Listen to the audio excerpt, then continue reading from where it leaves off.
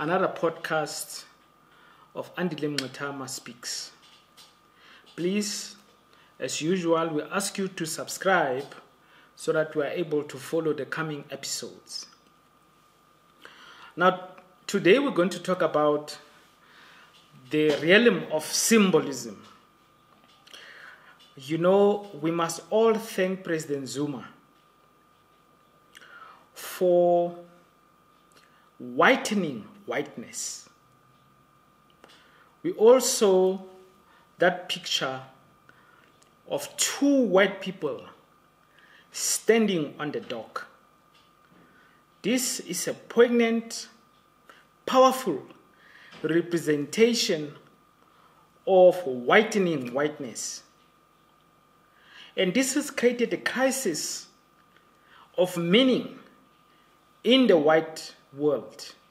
And that is why we saw so many outpourings from the white journalistic world against President Zuma. Because for the first time, we see whiteness on trial.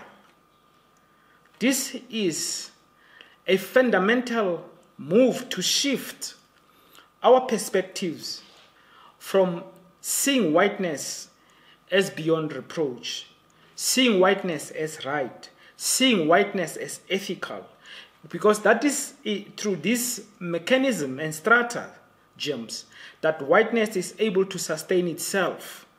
That is why today in South Africa, not a single white corrupt man has been sent to prison, because whiteness operates as ethical.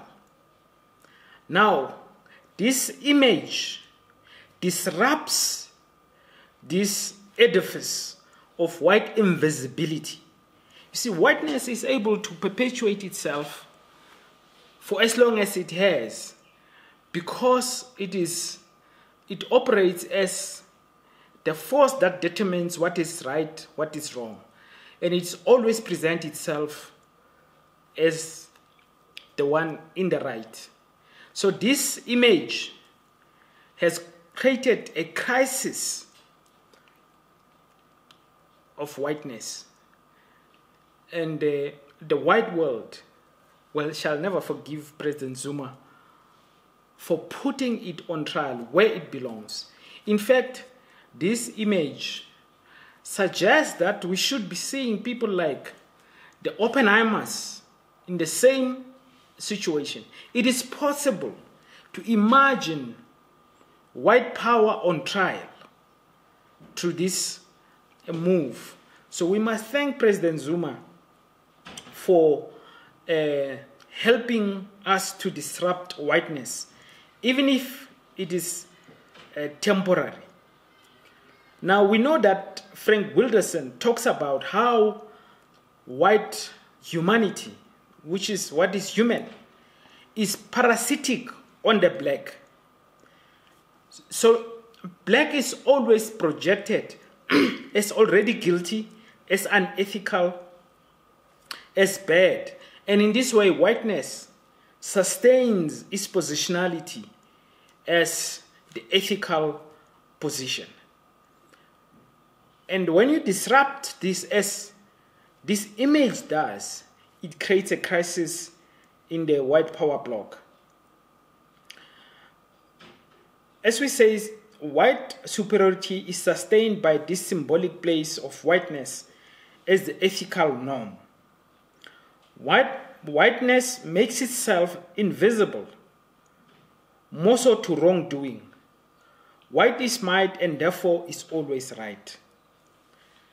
Through this positioning, white crimes against blacks cannot be accounted for. Whiteness understands the power of this symbolic superiority and is aggrieved by any reduction of whiteness to the ordinary. Race is invisible to whiteness. Let's take the example of Napoleon. You know, Napoleon explained that the reason Haiti must be destroyed, the first Black Republic, where black people fought and won and created a republic where they were free in 1804 in Haiti. He makes a move, Napoleon, which questions even the over-determination of economics by Marxists, because Marxists believe that economics determines everything. No, let's listen to what Napoleon says with regard to Haiti, because Haiti defeated Napoleon, defeated the French army. And here's what Napoleon says. My decision to destroy the authority of the black in Saint Domingo, that is Haiti, is not so much based on considerations of commerce and money as on the need to block forever the forward march of blacks in the world. Close quote. So Napoleon understands the symbolic power of whiteness. And he says that the defeat of Haiti is not for purposes of economics or commerce or money, but it is to stop the forward march of blackness in the world. Just like, people don't realize that it would have been cheaper, it would be much cost effective for white people in the US to go to Europe and enslave Europeans. They had the capacity. Europe at the time was weak, and Europe at the time had a lot of vagabonds and other undesirable, excluded masses of white people. They could have just gone there and put them into chattel slavery, put them next to the oxen. But the symbolic power of whiteness would have been disrupted by that. And therefore they chose to spend more money to come to Africa, to catch black people and to put them in that position. The point I'm driving forward is that we have to appreciate the power of symbolism, particularly as it pertains to whiteness. And we must also appreciate moments when we as black people are able to disrupt this edifice of white invisibility. Now we know that after the Haitian defeated Napoleon, because they did defeat Napoleon, they were made to pay reparations for defeating Napoleon. They were made to pay reparations up to the 1940s because they had been able to defeat whiteness.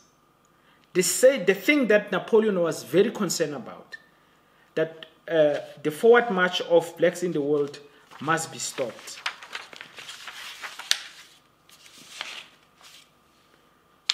So it is important to recognize that black oppression is more than an economic category, the fight for the tangibles.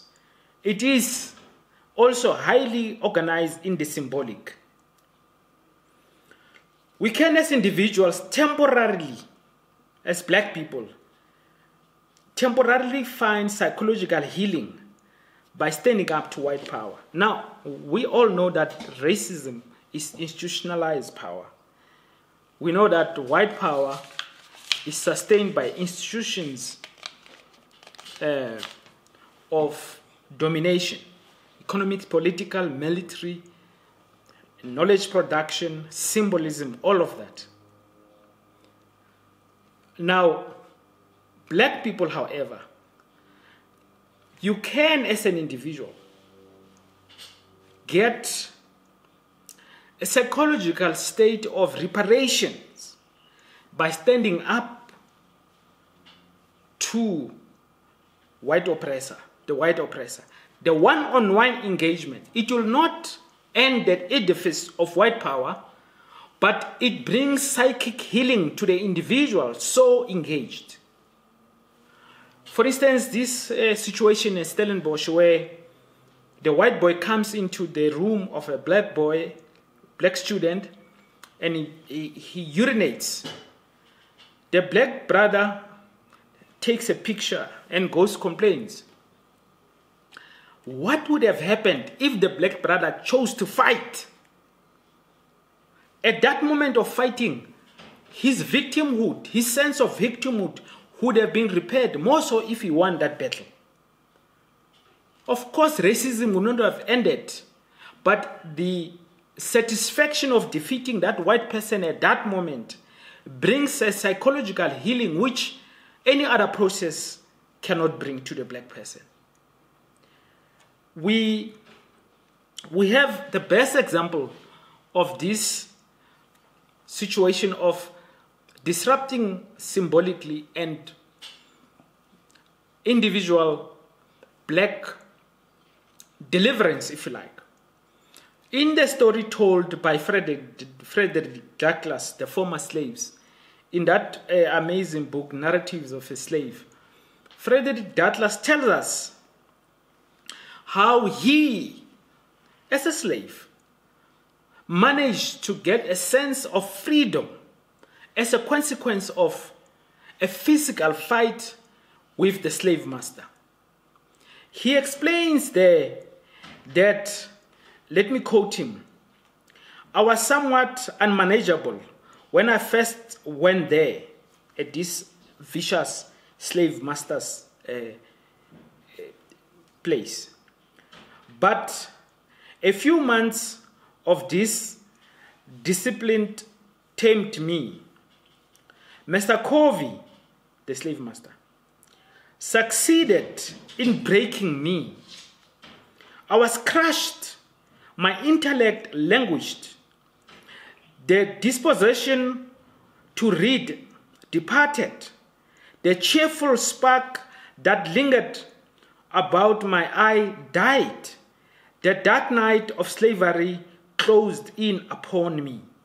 And behold, a man transformed into a brute." Steve Biko also identified this state amongst black people in South Africa. And I quote him, he says, "The black man has become a shell, a shadow of a man, completely defeated, drowning in his own misery, a slave, an ox bearing the yoke of oppression with sheepish timidity." So the slave system and oppression operates on the basis of breaking down black people. And once that happens, you stop being human. You become, as both Frederick Douglass says and Steve Biko, an oxen who accepts his oppression and misery with sheepish timidity. Now, there are instances, as we say, of fighting against this institutional oppression. As we know, Frederick Douglass fought Covey, this master.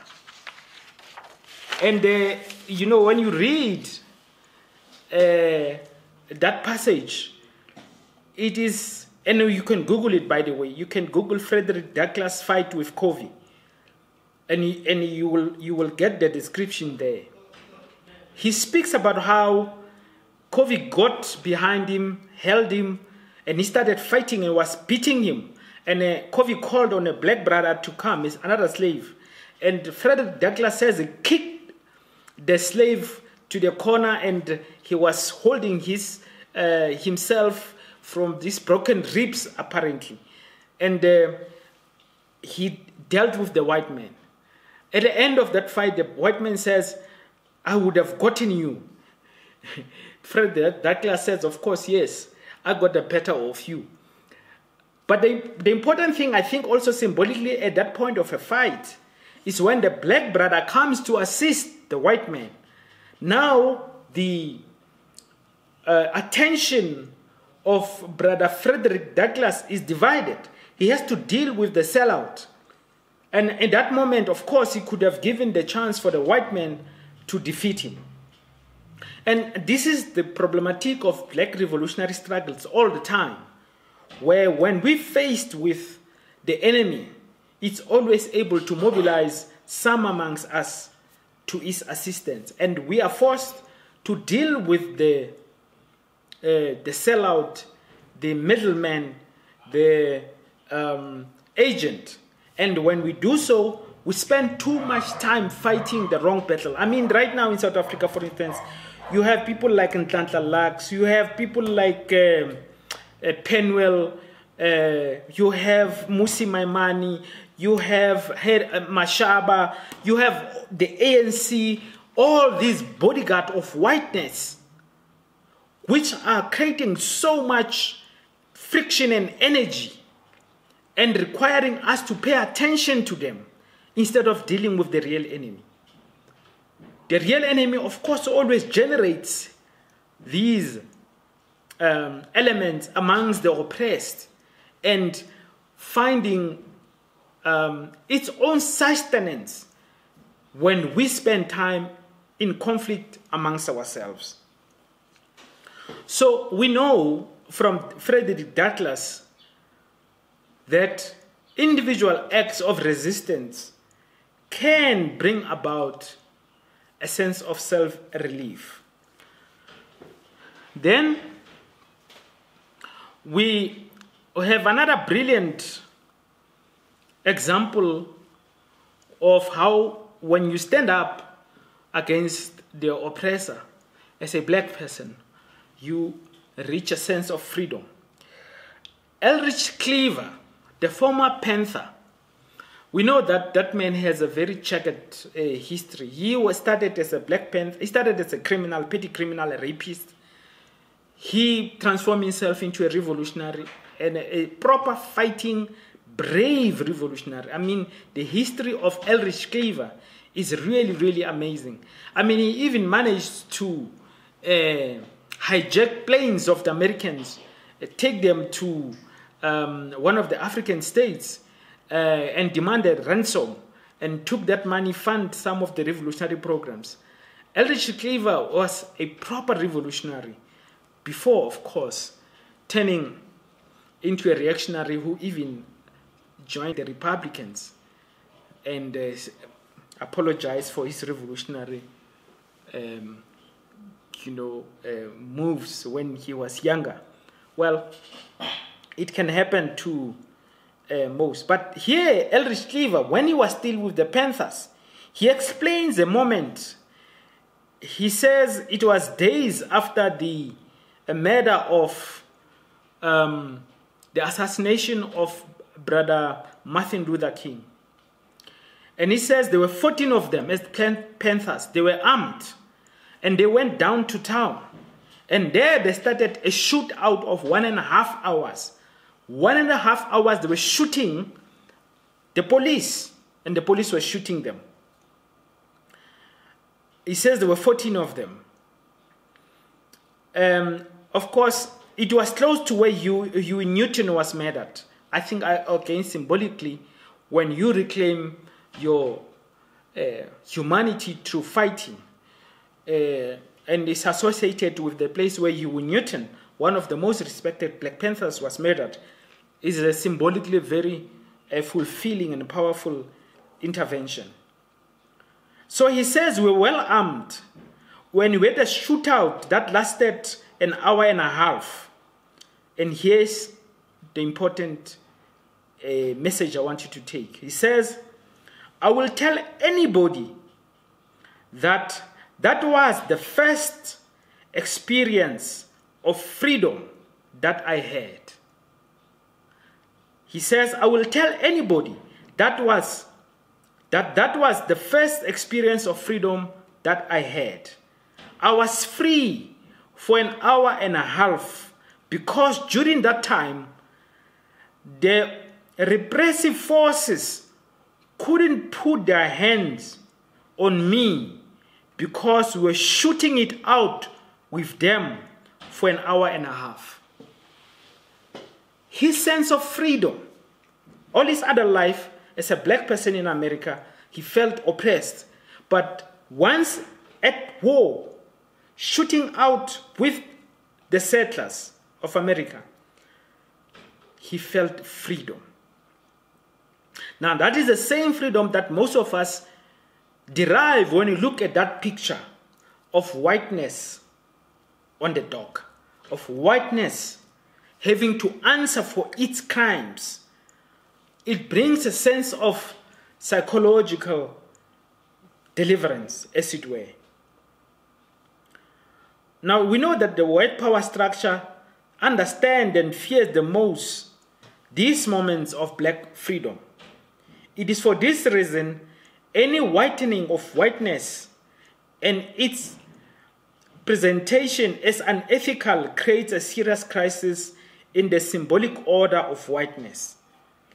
And it cannot be allowed, and it is punished severely.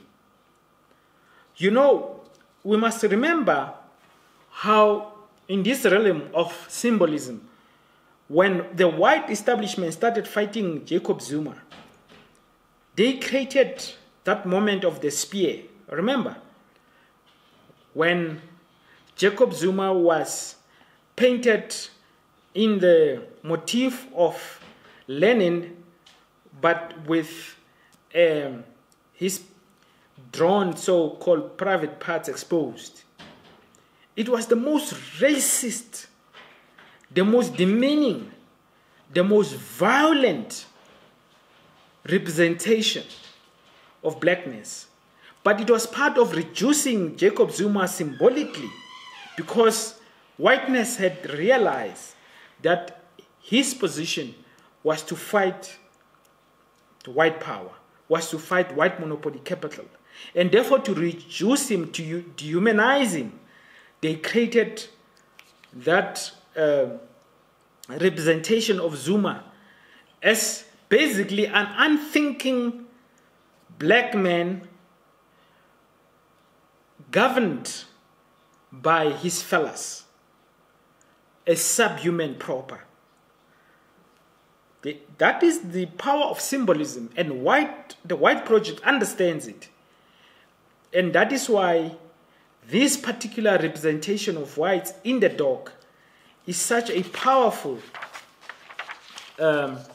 move to whiten whiteness. And we must thank President Zuma for doing this, putting whites where they belong, in the dock. Isolate.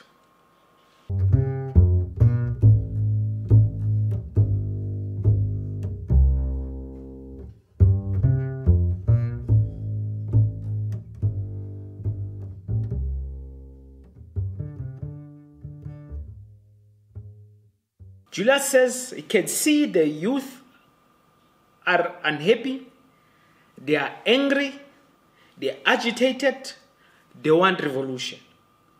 And that revolution will be unled. And an unled revolution will destroy the status quo.